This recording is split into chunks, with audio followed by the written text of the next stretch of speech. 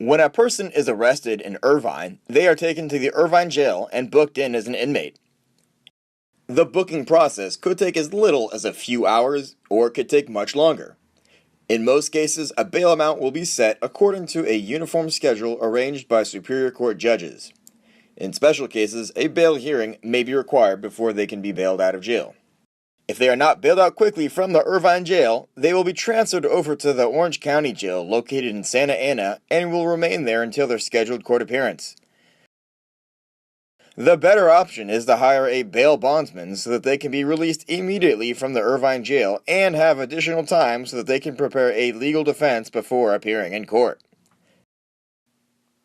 Huntington Beach Bail Bonds is open 24 hours a day, 7 days a week, ready to answer any questions that you have about the bail bond process.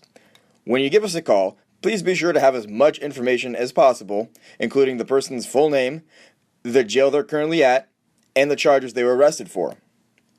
Our agent will meet you at the jail, at your home, or at our office in Huntington Beach, depending on which option makes the most sense for the situation.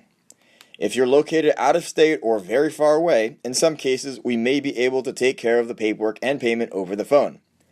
The fee for a bail bond is 10% of the penal amount. So on a $10,000 bail bond, the cost of the bond would be $1,000. This is a one-time, non-refundable fee that we charge for putting up the $10,000 with the court. We'll also need someone to sign on the bail bond as an indemnitor. An indemnitor is someone who assumes the liability for the full bail amount, $10,000 in our example, and would be responsible for paying that amount to the court if the person did not appear on their scheduled court appearances. Once we have received payment for the bail bond and all the necessary paperwork has been completed, we will be able to post the bail bond. The process of bailing someone out can take a short time or several hours, depending on the circumstances at the jail.